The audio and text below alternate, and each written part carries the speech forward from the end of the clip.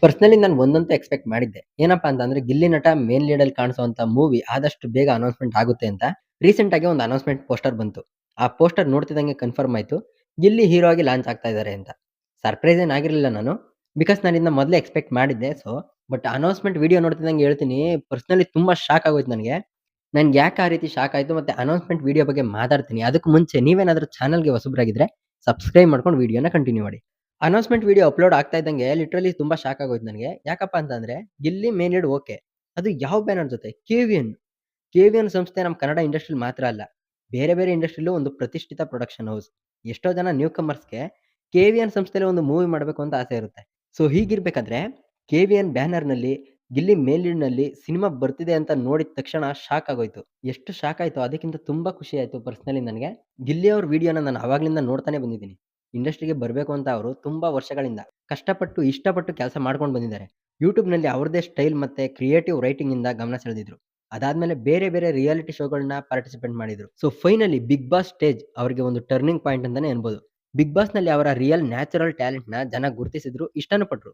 Big boss ಇತಿಹಾಸದಲ್ಲಿ ಅತಿ ಹೆಚ್ಚು ವೋಟ್ ಪಡೆದ ಕಂಟೆಸ್ಟೆಂಟ್ ಆದ್ರು ಗಿಲ್ಲಿ. ಇದ್ರ ಮಧ್ಯೆ ಆ ಮೂವೀಸ್‌ಗಳಲ್ಲಿ ಚಿಕ್ಕ ಪುಟ್ಟ ಪಾತ್ರನೂ ಮಾಡ್ತಿದ್ರು. ಇವಾಗ ಬಿಗ್ ಸ್ಕ್ರೀನ್‌ನಲ್ಲಿ ಮೇನ್ ಲೀಡಲ್ಲಿ ಕಾಣಿಸ್ಕೊಳ್ತಾ ಇದ್ದಾರೆ. ಈ ಒಂದು ವಿಷಯ ಗಿಲ್ಲಿನ ಇಷ್ಟಪಡೋ ಎಷ್ಟೋ ಜನಕ್ಕೆ ತುಂಬಾ ಖುಷಿ ಕೊಟ್ಟಿರುತ್ತೆ. ಈ ಸಿನಿಮಾದ ಟೈಟಲ್ ಅನೌನ್ಸ್‌ಮೆಂಟ್ ಆಗಿಲ್ಲ. ಬಟ್ ಈ ಸಿನಿಮಾದ ಮುಹೂರ್ತ ಗಿಲ್ಲಿ ಅವರ ಬರ್ತ್‌ಡೇ ದಿನ ಫಿಕ್ಸ್ ಆಗಿದೆ.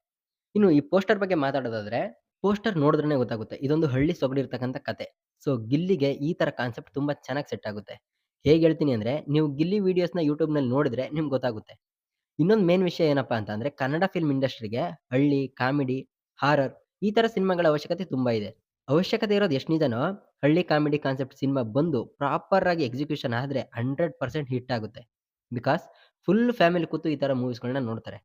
ಇವಾಗ ಗಿಲ್ಲಿಗಿರೋ ಕ್ರೇಜ್‌ಗೆ ಒಳ್ಳೆ ಔಟ್‌ಪುಟ್ ಬಂತು ಅಂತ ಅಂದ್ರೆ ಬಾಕ್ಸ್ ಆಫೀಸ್ ಕಲೆಕ್ಷನ್ ಕೂಡ ಸರಿಯಾಗಿರುತ್ತೆ. ನೋ ಡೌಟ್ ಅದರಲ್ಲಿ. ಈ ಅನೌನ್ಸ್‌ಮೆಂಟ್‌ನಲ್ಲಿ ನಾನು ಇನ್ನೊಂದು ಎಕ್ಸ್‌ಪೆಕ್ಟ್ ಮಾಡಿದ್ದೆ. ಬಟ್ ಆ ತರ ಆಗ್ಲಿಲ್ಲ. ಏನಪ್ಪಾ ಅಂತ ಅಂದ್ರೆ, ಈ ಮೂವಿನ ಗಿಲ್ಲಿನೇ ಡೈರೆಕ್ಷನ್ ಮಾಡಬಹುದು ಅಂತ ಅನ್ಕೊಂಡಿದ್ದೆ. ಬಟ್ ಇಲ್ಲಿ ನೋಡಿದ್ರೆ ವಿಷಯ ಬೇರೆ ಇತ್ತು. ಓಕೆ. ನೋ ಪ್ರಾಬ್ಲಮ್ ನೋಡೋಣ.